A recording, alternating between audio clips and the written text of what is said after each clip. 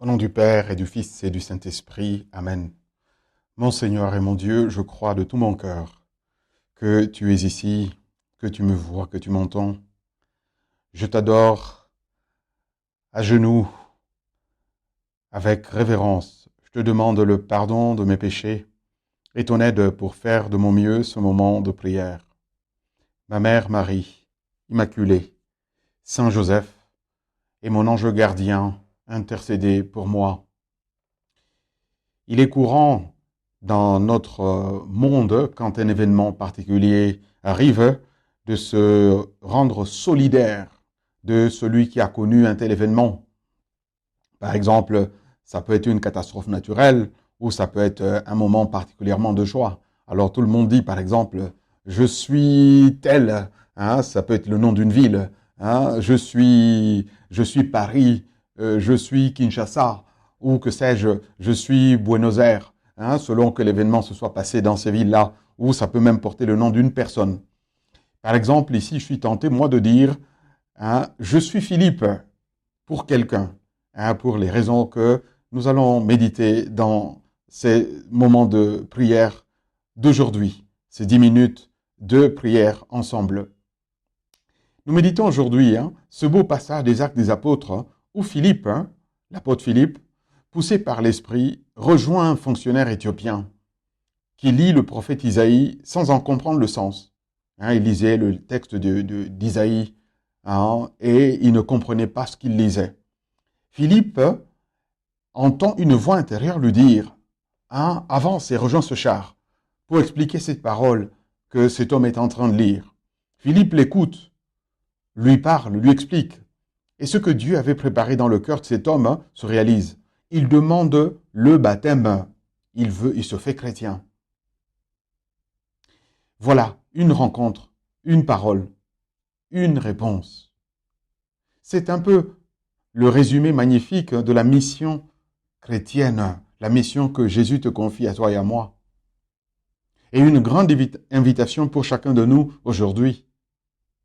La foi vient de ce que l'on entend. Saint Paul nous l'a rappelé. Fides ex auditu. La foi vient de ce que l'on entend. C'est dit dans la lettre aux Romains. Ce n'est pas juste une théorie, non. Le fonctionnaire éthiopien lisait, mais seul, il n'arrivait pas à comprendre. Effectivement, on ne devient pas chrétien en lisant la Bible. On devient chrétien en écoutant un autre chrétien nous interpréter et nous amener à entrer dans l'espérance chrétienne et dans une communauté. On est accueilli dans une famille et on reçoit le nom dans cette famille, notre nom de baptême. Au fonctionnaire éthiopien, il lui manquait un frère dans la foi pour l'éclairer, pour ouvrir avec lui les Écritures. Et nous, avons-nous conscience que beaucoup autour de nous sont comme lui, comme ce fonctionnaire?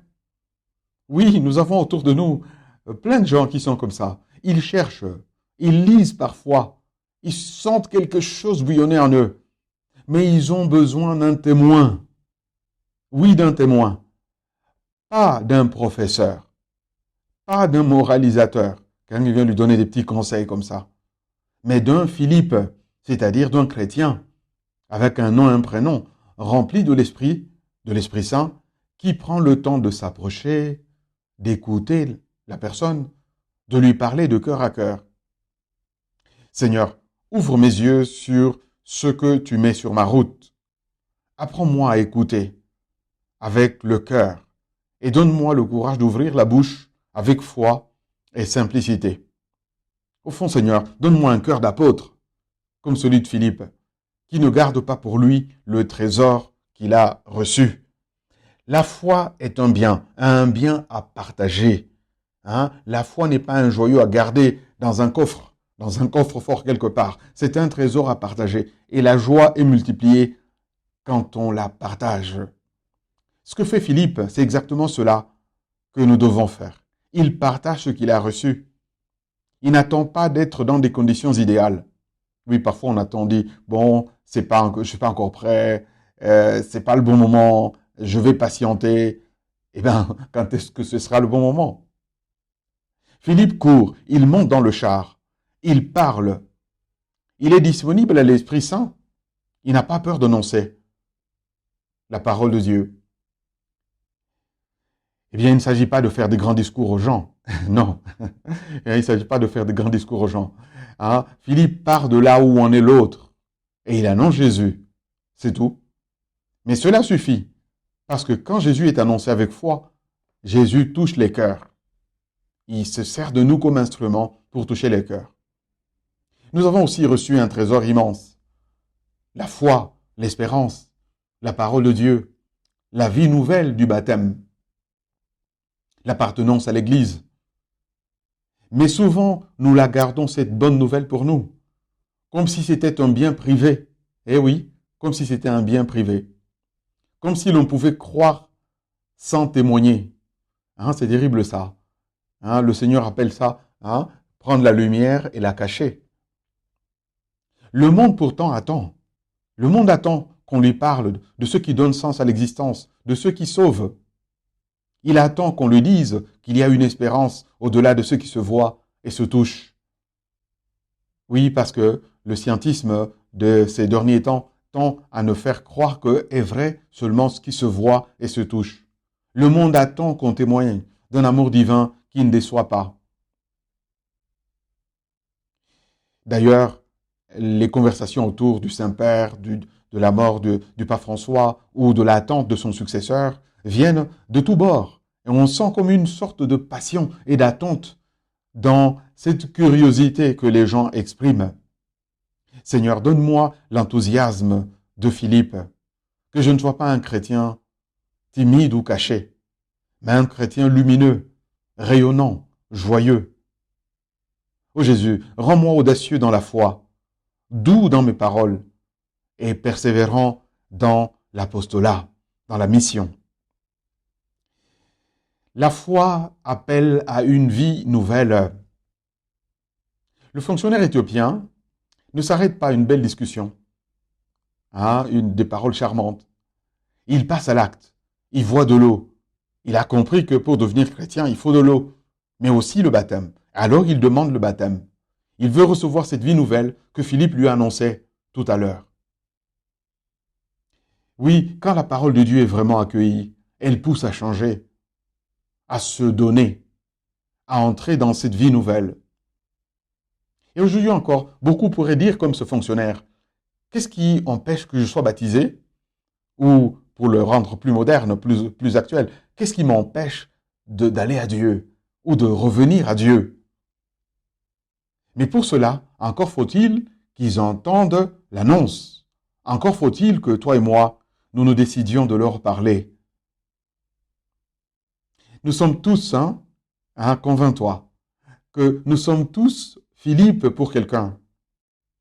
N'est-il pas vrai que toi et moi, nous pouvons être ce compagnon de route, ce collègue, ce voisin, ce messager, ce frère ou cette sœur qui aide un cœur à se tourner vers Dieu?